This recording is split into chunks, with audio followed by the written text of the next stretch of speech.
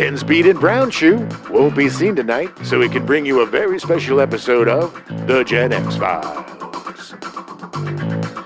Welcome to The Gen X Files. I'm Jim. I'm Adam. And today it's another For the Stepdads. Ooh, yeah, baby. Tomorrow's Thanksgiving. It's a hard stepdad Well, holiday. yesterday was Thanksgiving. You know, sure. Yes, Adam. Yesterday was Thanksgiving. We're all listening to this on Friday. This is Thanksgiving week. Yeah. You know, growing up, I had a stepdad, but my parents weren't divorced. Yeah. But I had a lot of friends who were divorced. And, man, Thanksgiving was like, you'd have your Thanksgiving with your mom and your stepdad and the family and big old affair. And then you go to that sad condo. And you couldn't cook, so you get some pizza or Burger King or Order something. Some Chinese food, Head over to Blockbuster. At least you got to watch a movie. It was a sad King Day. Sad days for stepdads. But, you know, now with like food delivery services and stuff, you could probably get something decent for your kids.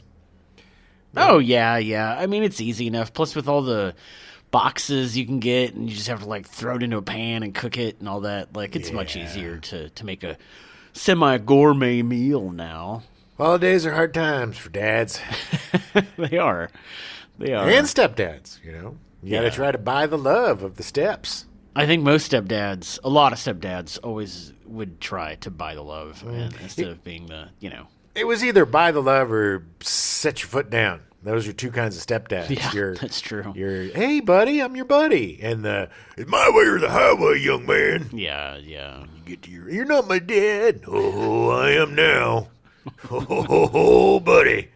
Yeah. So is Who's Zoomin' Who? Yeah. This month. So I was thinking. This was a great month. It was a great month. So I went through it, right?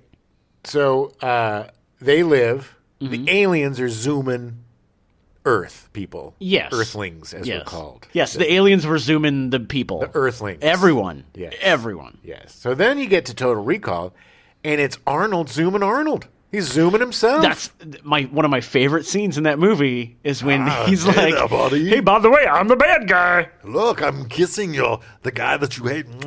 He's my best friend. No, that's not true. You're zooming me. I also do want to point out, apparently I was zooming Arnold because my impression of Arnold sounds more like Bobcat Goldthwait.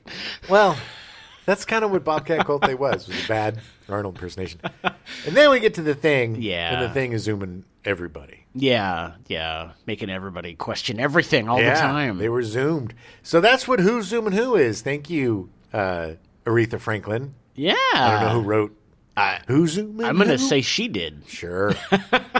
Sure, let's go with that. I did have a chance to read one of the comics. I never finished it. One of the sequel comics from for the Thing, and man, that first series was crazy. Yeah, they both live, and then they find a Japanese boat, and they think that Childs leaves. Oh shit! What's his name? McCready. McCready leaves McCready with them, and then goes back to the camp. And so, of course, he's like, "Oh my God, Childs is the thing." It ends on a submarine that crashes. It's super. Okay, weird. but why would they leave?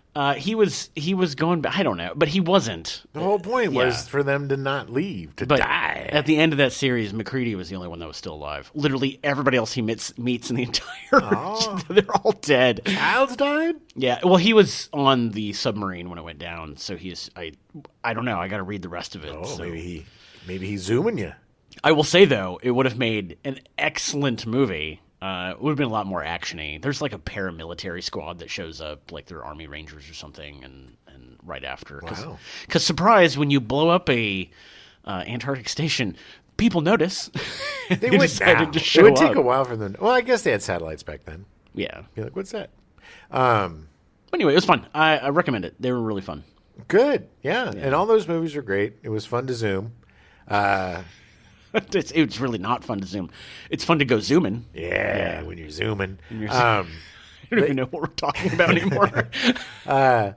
So those were really, it was really fun to rewatch a lot of those movies. I hadn't seen them in a while. Mm-hmm. I mean, The Thing I see all the time. But I hadn't seen They Live in a while, and I definitely had not seen Total Recall in probably, I don't know, 15 at least. Oh, really? 15 Wow. years, yeah. Wow. It's not one of my, like go-tos, but watching it again, I really enjoyed it. I mean, I enjoy that movie. It's of a time that I love. Right. And it's of a genre that I love and, an actor that I love. It's the epitome of an 80s action movie. Like, it's even from the get-go with how it was developed, getting to the point of having it be Arnie, and like, it's just such an 80s action movie. Oh yeah. I mean, they're all very much of their time. And I think, but honestly, I think The Thing is a bit timeless. I agree. I think that could have been made 2 weeks ago. Like, it's got a. I mean, because of those Arctic movies are pretty evergreen, because it's always the same technology and the same huts and stuff and the same snow, and Arctic technology has not advanced much in the last 50 years. It's so cold. You gotta keep everything warm or it'll freeze up. Your cameras will freeze, Adam. Yeah, I know. Fog up your lenses. No, that's bad. Ooh, honky. Don't need honky. Oh my god, you jive, honky. Okay. So what are you watching? Anything Zoomin? Did you watching anything with people Zoomers? Technically, yes. I did watch Don't Worry, Darling. Well, who's zooming who? Oh, I know who's zooming who on that. That was pretty good.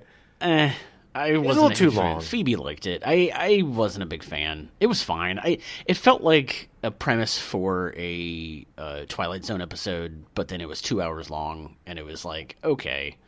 Although performances were fantastic. Oh, yeah. I really liked Florence Pugh. Florence Pugh. She's becoming probably one of my favorite actors. Oh, she's so everything good. that I see her in. She's never given a bad performance in my books. There's a new movie on Netflix I want to check out with her.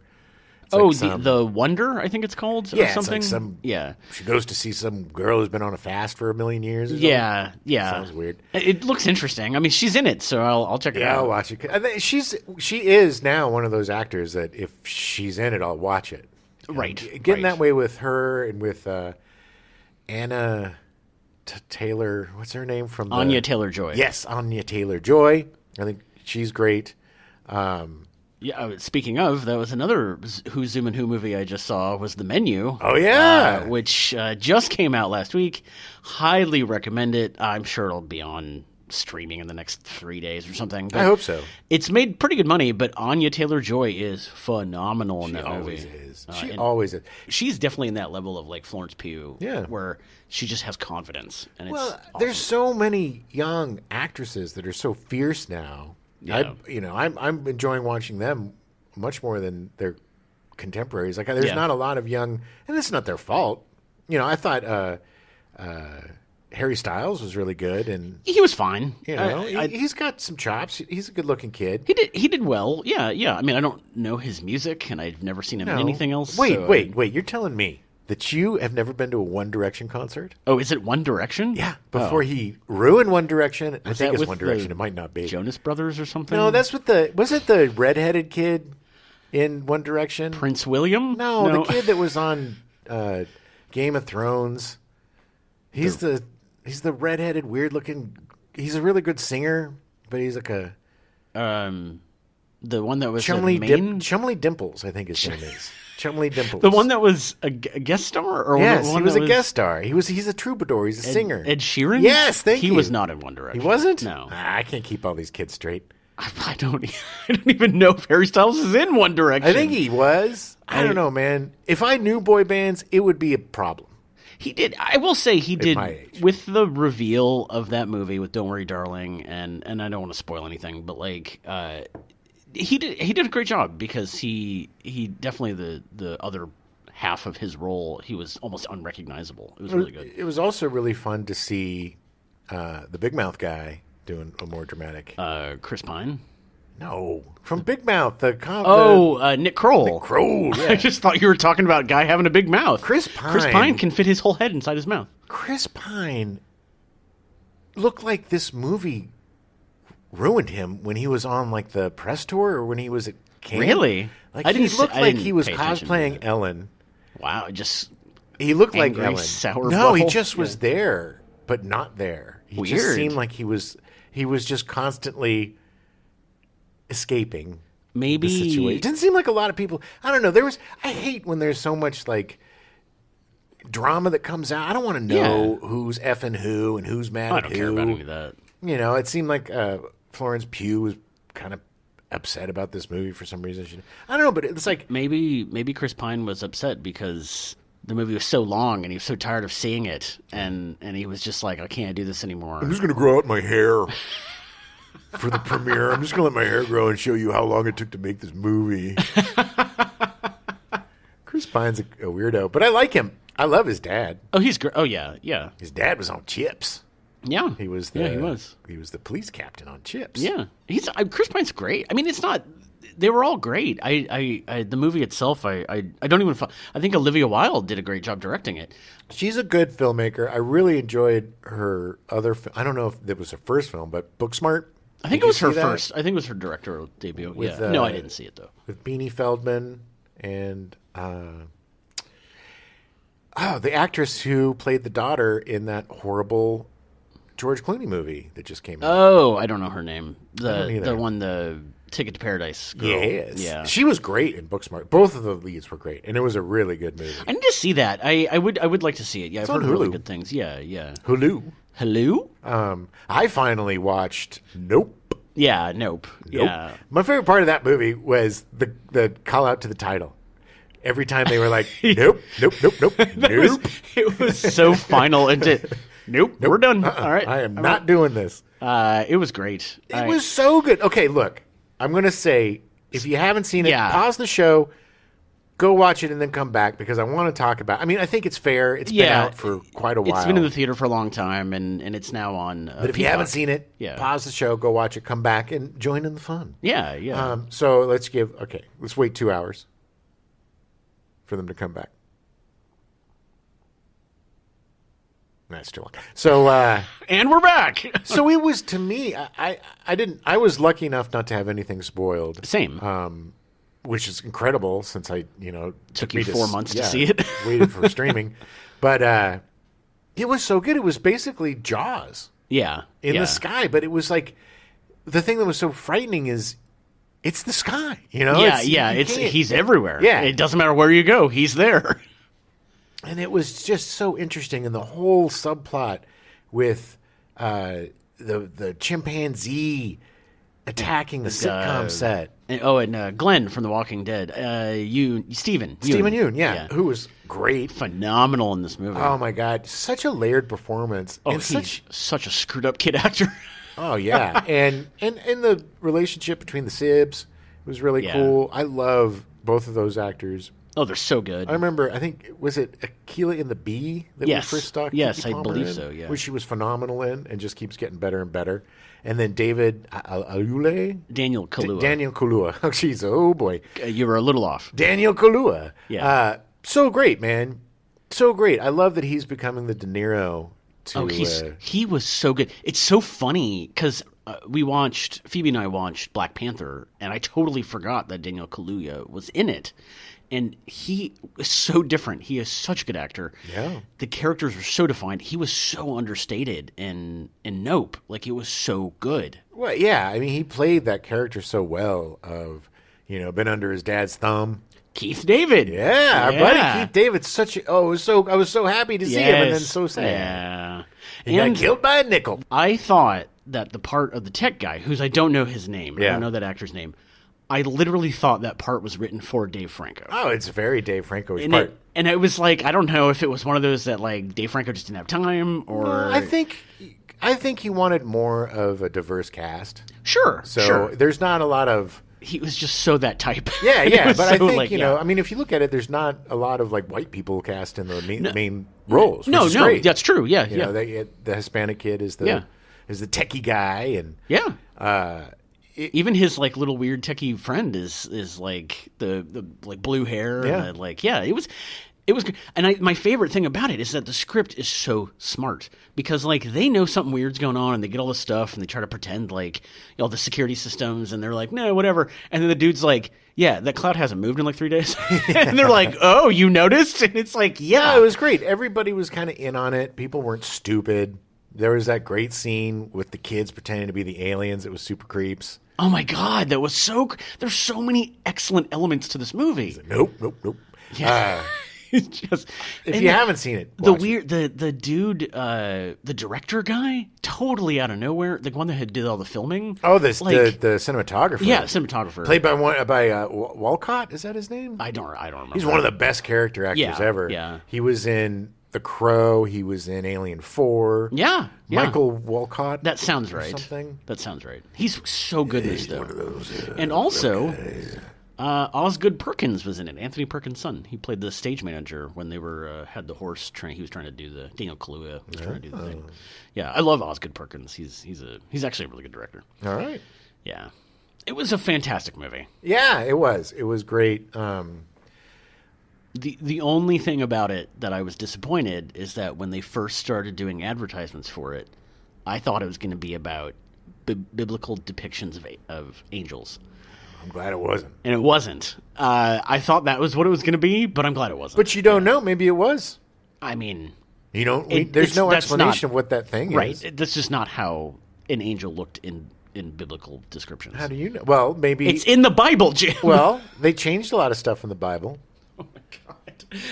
I'm talking about the actual descriptions of angels in the Bible with multiple eyes and very free-flowing and all this stuff. All right. It was interesting. Angel Talk. Yeah. Welcome to Angel Talk Radio. It's one of those things that because I find the biblical depiction of angels to be terrifying, and that's why I was so excited about it. But that being said, Nope was a brilliant movie, and I'm glad I didn't go there. And I think it actually helped me because I was like, oh, it's obviously not about that. Yeah. So Yeah, no, it was very, very fun, and I'm really glad that I didn't know anything about it when I saw it. You are very lucky you didn't get anything spoiled. I'm good about that. I also watched The English, the miniseries with Emily Blunt and actors whose name I can't remember. Native American actor who was really great. It was awesome. I really enjoyed it. It's a good Western. I feel like the guy who wrote it played a little bit of Red Dead Redemption 2. Oh, yeah. Because there's some fun, weird stuff. And holy moly, baby, syphilis. I never knew how destructive syphilis is if not treated. Well, it's not a walk in the park. Well, no, but it's just crazy how, like, the stages of syphilis are you get, like, an outbreak of these sores on your hand. Okay. And they go away. And it may go away forever. Oh, yeah. But if it comes back, you're effed. And it doesn't go away. And it rots you. Like, all of your nose, your ears all fall off, your lips. Yeah, because it eventually... And you go blind and you go deaf. Yeah. And, yeah. Because it used to... it degenerates your brain, too. Because there's a lot of times it'll be... Like, it won't be physically obvious, but it'll be, like, literally make you crazy. Yeah. No, it's not a fun disease. No. I or get it's fun. Or something. No, it's a disease. Just keep rolling that dice. It's a sexually transmitted disease. I know, but that doesn't mean it's not... I mean, is it a bacteria? Is it a virus? Like, is it a... Well, it's probably a virus if it comes back and lays dormant. I don't know anything about syphilis, so... Well, let me tell you, Adam. It's disgusting. And don't ignore it. Didn't Al Capone have syphilis? Wasn't that Yeah, he had I think his brain was syphilitic. Yeah. And he went crazy. Yeah. Or I think maybe Hitler had syphilis or something. Who knows? There was something at the end that it was like... Hitler's got everything, according to everybody. He had one ball and micro penis. He liked to eat poop. He was a vegetarian. He was good to his dog. I don't know. People have a lot of things to say about Hitler. Okay, well, I don't, so it doesn't matter. It's funny. I found out that I've been watching this YouTube channel, The Y-Files, and the guy on there did a bunch of voices for Red Dead Redemption 2. Oh, wow. Unfortunately, I'm not going to watch him anymore because I made the mistake of watching a live broadcast of him, and I saw a friend post something on Facebook about how easy it is to go from researching the paranormal to becoming a huge conspiracy theorist. Oh, no. And man, I was like, this is not appealing to me at all anymore. I was. It's funny that you said that because this morning I was listening. I've been listening to Jordan Klepper. Mm-hmm. He's from on the Daily Show. Yeah. Genius. Yeah, I need to watch the new episode. Yeah. Well, he's got a podcast now. Jordan Klepper fingers the conspiracy. Yeah. Because his other thing is fingers the whatever. Right. He's the finger guy. He fingers the midterms. He fingers the so, you've been watching anything else? Any other movies? I watched Inside Job. Oh, the cartoon.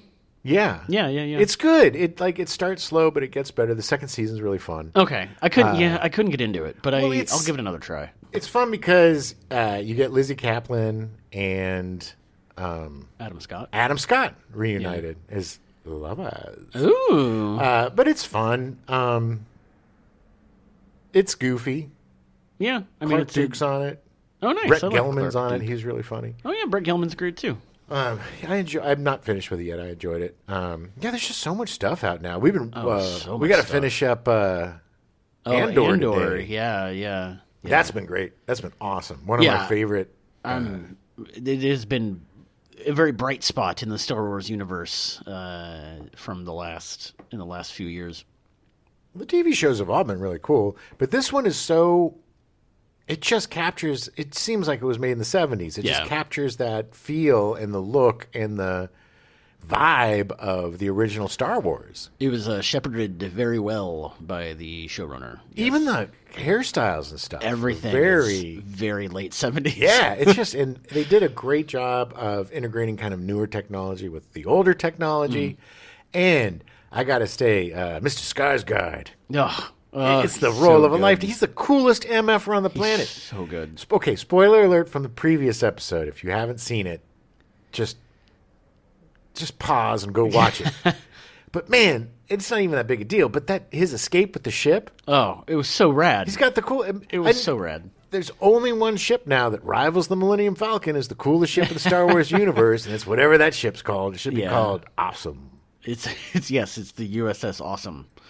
It was great. I'm really excited to see the finale. I think it's going to be really interesting. Yeah. They literally on Tuesday started shooting the new season. Good. So it's coming back. It should. It's so well done. And even though you know the fate of the main character, it's still super engaging. That's what's really interesting is that normally with stuff like this, when you know what's going to happen to somebody, it's kind of like, okay, they're just building towards it. They're building towards it. And this doesn't. It feels like this could go for, another 5 seasons before they get to that end point. Yeah, it's a very adult series for Star Wars. I mean, it's not, adult, but it's I think little kids are probably kind of bored with it. Yeah, I mean, I going into it, I was like, do I really want to deal with like espionage and conspiracy and whatnot? And the show won me over. Yeah, it's like a 70s World War II spy flick. It's very cool. What else? What else have you been watching? Everything about it's just brilliant. I started. I didn't finish it, but I did start watching that murder mystery, the English murder mystery thing. Oh, that was good. See how they run. Yeah, that was fun. I enjoyed that. I fell asleep. It's just got that cool, theater-y. Yeah. Murder by death vibe. It's just kind of. I like those farce murder mystery comedies. 100%. I don't think that they needed to have what's his name be English. Sam Rockwell. Yeah, Sam Rockwell could have. Half the time he doesn't even say anything; he just stands there. He's like, It's because his accent's not that great. They cut like 2/3 of his lines. But Saoirse Ronan how does that say? Saoirse Ronan. Okay, she was awesome. It's Irish. Yeah, I know. She's fantastic, and I do want to finish it. I need to go back and rewatch the last 10 minutes. But I do want to finish it. But it's fun. She's so good. Another powerhouse lady that's just killing it. Yeah, she just keeps getting better and better. I watched Smile. That was really cool. I need to watch that still. It was a cool psychological thriller horror. Oh, okay. A bit kind of like It Follows in a way. Nice. But it was interesting, and it had some genuine spooks and scares. I had a couple of jumps. I did start watching the documentary The Automat, which I know sounds really exciting, but it's got Mel Brooks in it, and it is really interesting. It is a dining experience that doesn't exist anymore. It was great. Yeah. You just go to a little thing and you pull it open and you grab your sandwich. Put your nickels in and take your coffee or your sandwich or your pie out. Sitting out there ready for you. Just hang out in the automat. I also watched Slumberland. Oh, yeah, with Jason Momoa. It was cute. It was fun. It was visually pleasing. Yeah. It was weird to see Chris O'Dowd without his Irish accent. Yeah. He's extra mopey when he's an American. I love Chris O'Dowd. No, he's great, but he's so mopey in this. He is. He's good at being a mope. He's a mopey mope. Hey, we need somebody to mope. Get Chris O'Dowd. Can he do an American accent? Can we make his face longer? Oh, I'm so sad.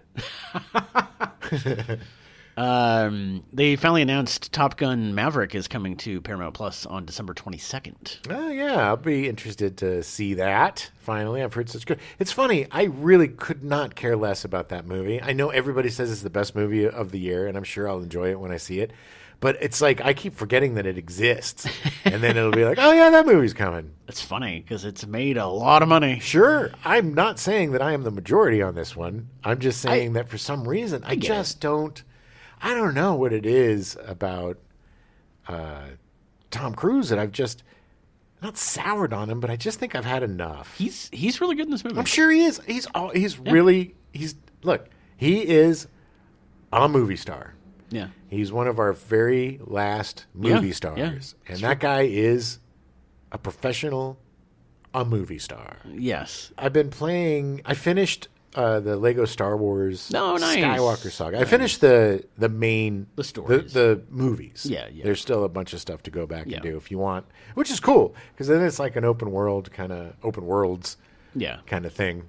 You know, you just pick whoever you want, pick whatever ship you want, just do whatever you want. Yeah. Which is really fun. It's basically like playing Legos. And then I'm still playing Horizon. Yeah. There's a lot left on that, don't you? Well, it's the kind of game where it's fits and spurts. Like, you get sometimes you'll do a play session and it just feels like you're just talking to everybody. You're just having one conversation after another. You don't really care what they're saying. Sometimes you do, but sometimes it's like, okay, deal with your own relationship problems. I got a world to save. It's you're over-explaining. But the last time I played it, I was, I had some goals in mind, so it was really fun, like the combat and everything. Yeah. Once you move forward and do it, now I can breathe underwater, so it's super pretty under there. Cool. It's been really fun. I also, for some reason, got a bug up my butt and re-downloaded one of the Batman games. Oh, nice. I don't remember which one. I think it's the last Gotham Knight. Yeah, the last one. Not the Gotham Knights, not the... No, it's called Gotham Knight. Oh, is it? Yeah. Okay. Or Arkham Knight. Arkham Knight. Yeah, Gotham Knight is the new one, I think. But anyway. Knight, yeah. That's such a fun game. It's great. Just don't do the Riddler stuff. That's why I stopped. It is the single most frustrating thing I've ever done in a video game. That's the where you drive, right? Yes. Yeah, it's horrible. That's why I remember I started it, and I'm like, why did I quit? And I was like, oh, okay, yeah, I know why I quit. But they are optional. You don't have to do them. But it's like, man, there's one, it's like the first or second one you do. The first one's pretty easy. The second one is like, oh my God, that was so difficult. Then you realize there's like 100 of them. Yeah. And it's like, no. No, I'm not going to do those. Super, super, super excited next month. The Witcher 3, it's like the next generation remaster. There you go. Yeah. I just watched the thing. God love the polls. I just watched this thing by CD Projekt Red where they were like talking about some of the new features, and they're all sitting. It looks like they're like in a Witcher, tavern or something. Okay. Wearing their Witcher hoodies. But man, it was just like, okay, so we're going to talk about some of the features.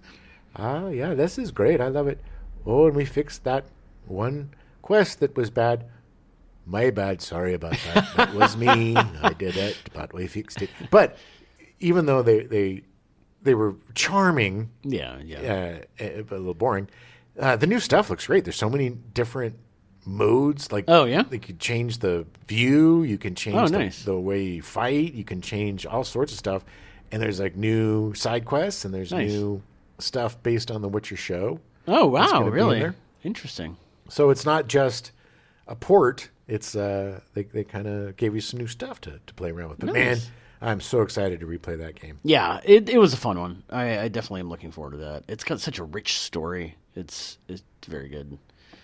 They just announced they're doing Control 2, so I re-downloaded Control and have played through it, all of it again. Wow, I haven't even played that game. Well, the main story, I did realize that there was a whole connection to Alan Wake, the company's first game, Remedy, that I didn't play because I was like, well, I hadn't played the Alan Wake game in a long time, and I did a long time ago, but like I didn't remember any of it. No, it turns out it's like a whole expansion, like it's a whole thing that is kind of tangentially related to the Alan Wake thing. Oh. But like it's a whole new floor, a whole new like all these areas and like new enemies and like new guns and new upgrades and all this stuff. Like it was cool. Nice. Yeah, I gotta play that. I'm trying to finish God of War because I want to play the new one. I'll probably play through that again before you finish it. Probably. I'm not good at finishing games. I think it's just fear of commitment. I don't know. Yeah, what it is I get distracted by shiny things. And so I go from one game. That's why I really enjoyed, there's certain games that I really enjoyed, like Guardians of the Galaxy or the Star Wars game, because you got an endpoint, Yeah. You go through, you play the stories, and you can get through it. You don't have to, like, I just get overwhelmed with all the side quests and the collectibles and the crafting and the this and the that, which makes the game engaging, but it also can be a little overwhelming at times. Well, that's why I like the God of War, because there's not as much. It's very linear, yeah. That's why I'm also sorry. But Control is that way too. I mean, it's not overwhelming in that way. Like you definitely get some side quests and stuff, but you can literally get through the main story in probably like 30 hours. Yeah, I'm looking forward to playing that. I'm also when it goes on sale, I really want to get that Wild West game that came out. It's like Weird West or Evil West. Evil West. Evil I think. West. Yeah, it's like a third-person action. They describe it as like a cross between God of War and Doom. Oh wow! Okay. But it's another linear action adventure. Devil May Cry type of combo shooter killer thing with a decent that's right. story. I remember seeing the Jake Baldino, I think his name is, from Game Ranks. He did a really cool piece on that because he loves those type of games. Yeah, it's not a perfect game. It's not a AAA game. Sure, but it's still like $59. Like if it goes down to 19 or something, definitely. Yeah, because it's only about 10 hours.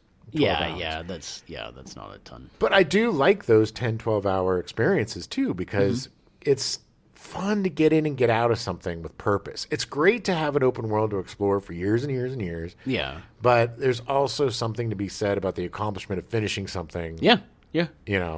Well, I finished A Plague Tale: Innocence, and that was because I'm debating on whether or not to buy Requiem, and it's the same way. It's a very linear, very God of War like, just linear. There's stuff you can find, but it's not a lot, and for the most part, it's just telling the story, and it's great. It's like picking up a book and just hanging out for 20 hours. Yeah, I like those experiences. There's some really good storytelling experiences in video games. Oxenfree is really good. The After Party, which is same company. Same company. They do really fun, walking games. Basically, you just kind of walk around and do stuff. But it's cool that they're still making, because those people keep describing Evil West as a PlayStation 2 game or a PlayStation 3 game. Really, not in a bad way. But you remember back in those games, there were these. Devil May Cry. There were all of these action adventure games where you just kind of blew through a story. Yeah. Had a ton of fun, ton of action. It's like the Nathan Drake. Those are like playing the movie. Yeah. Those are Uncharted fantastic. Games, the Uncharted games. Yeah, those are great. It's interesting. I'm looking for. I think that's why I picked up Control again. I've been looking for something to have more of those storytelling experiences. Like I think I'm getting really close to playing through The Last of Us again. Yeah, it's a great story. When that goes on sale, I'm definitely going to get the part 1. Yeah, and I'm hoping by that time, then maybe they've made the port of Last of Us 2. Yeah, because I want to play through the whole saga again. Yeah. I'd like to play through all of it before the show comes out next year. Yeah, yeah. Our friend Jana has my copy of Last of Us 2. Yeah, it's so good. God, all of it's so good. It is. It's brutal and it's challenging, and it's not just challenging in a difficulty way, but challenging in a storytelling, and dramatic way. It's a tough story, especially if you played through the first one.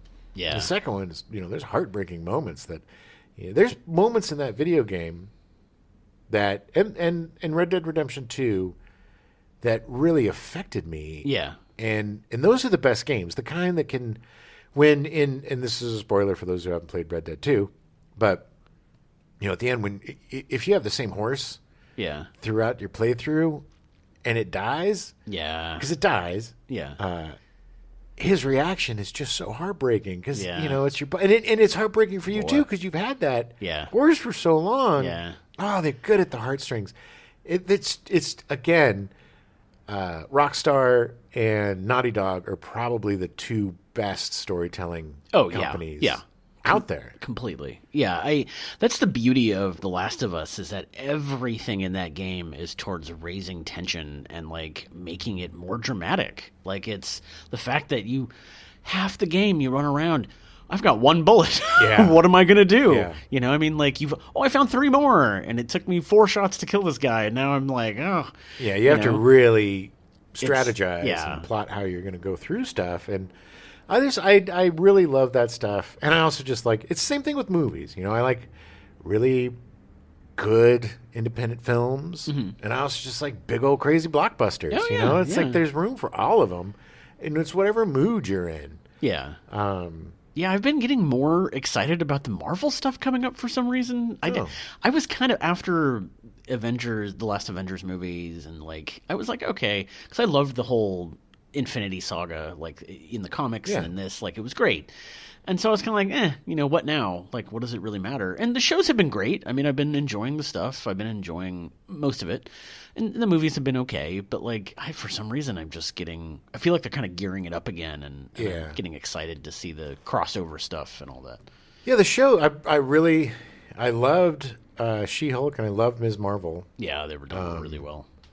Moon Knight. Y'all know what I thought of Moon Knight. But even like the Winter Soldier and Falcon that was and okay. Winter Soldier. That's fine. That's still, it wasn't like the other. It was the thing about Ms. Marvel was it was so much fun. Yeah, it was a comic book show. I mean, it looked like a comic book show.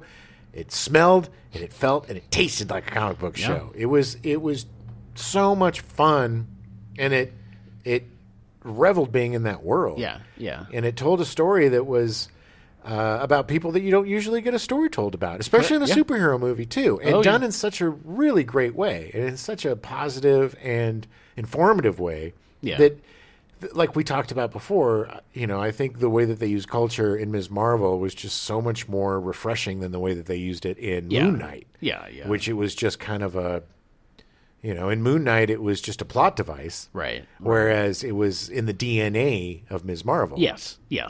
And that's what made it so much fun and so good. It really, it's you can tell the people that love comic books or love Star Wars who make the shows. Favreau and Filoni. They love Star Wars and they revere it, but not in a precious way. They create really good stories that fit in that universe that are kind of, The Mandalorian is awesome because it's adjacent, but it's, you don't have like the Jedis and all that stuff so much. You have a little bit, but it's something new. The same thing with Andor. It's just like this awesome spy thriller war movie that is just, you could tell who's making that not only loves Star Wars, but loves those type of movies and has done their homework. It's brilliant. Yeah, very smart. Very smart. And that's, I think, the key And that's why I'm really kind of excited about DC now with James Gunn being in charge of those properties, because he's a guy that loves comic books. He's done the best DC things that I can think of. Suicide Squad and Peacemaker. Yeah. Two of the best DC products I've seen. Oh, yeah, yeah. So I'm really excited about him helming it, because, he's going to put some really good stuff together. He's not just going to... I think the days of these dark, moody superhero movies... Look, we're going to get Joker 2. We're going to get another Matt Reeves Batman. So we're going to be living in those dirty, gritty worlds. Yeah, yeah. But they're kind of adjacent to me. They're not super comic book movies. They're in a different universe. Sure. They're just telling their own stories, yeah. But I think... the thing that the Marvel Universe is lacking that James Gunn brought to it was the humor and the fun and the comic booky stuff to it. Oh. Because, Peacemaker was crazy violent and nuts and had so many really deep emotional issues and father issues. It was written very well. Yeah, but it also was fun. Yeah. And everybody in it was having fun, and all the characters were fun. And that's the same thing with Suicide Squad. But that's the same thing with Ms. Marvel and She-Hulk. Like, they were fun. Yeah. Like, everyone in it was having fun. Exactly. And like I said, with, my big problem with Thor, Love and Thunder. Yeah. Don't bring cancer into my... Yeah. into my superhero movie. Or at least if you do it better. Exactly. It's very tricky to put real life issues into, stuff where people are wearing spandex and running around and flying around. Yeah. It's just, it's touchy. Yeah, and it seems very... It just seems very trite that it's like in Moon Knight, yeah, of course, my alter ego is this badass that can kick everybody's butt. And it's like, okay, great. Wasn't the alter ego the Englishman? Yeah, yes, the way it turned out. Yeah. But that's not what you believe at the beginning. You think he's the person, and he's not. And I know. And it's convoluted and didn't really work. No, and... It makes me sad, because... It does. And I usually like the character, Oscar Isaac. Yeah. And I just did not like him in this. The woman with him, and I don't remember her name, but she was really great in it. Yeah. But it's... Yeah. What do you think about Bob Iger coming back to Disney? I think it's good. Yeah, one of the first things he said was, "I'm going to give control back to the creatives," and I was like, "Man, I'm excited then," because not that I think stuff has been bad on Disney, but it's he was only 3 months he was in charge. How long was he gone? Bob Iger or Bob Chapek? Yeah, Bob Chapek since January 2020. Oh, he was in charge for 2 years. Okay. Yeah. Yeah. He was single-handedly running Disney into the ground. I'm excited for the future of Disney Plus stuff, the original shows, Star Wars. He's going to try to get the Star Wars film machine back going again. Good. And I hope that he does it in a way that steers us clear of Jedis for a while. We can. I hope so. I think they need a bounty hunter movie, like a heist movie. Yeah. We could do a great, awesome heist movie in the Star Wars universe. Yeah. You can do any sort of genre within the Star Wars universe. You can even do like a medical show within Star Wars. I mean, you could, yeah. I think it's great to have him back, especially with the sad news of Discovery Plus taking over HBO Max, where we don't know if we're going to have any of our shows back. Right. Because that guy, I forget his name, the guy that's running that. Cut and dry. Just, man, don't have the numbers. Ding, ding, you're done. And the poor Scoob people, they actually finished... He had to. The movie, and he's just like... none of that, all of that is just ridiculous. It's heartbreaking. It's hard enough to make it at all in this business in any small, tiny little way. But to get to the point where you get to make a movie, you get to direct a movie, I mean, that's like 2% of the people that try to do it get it. Probably even less than that. And you get all the way there. Yeah.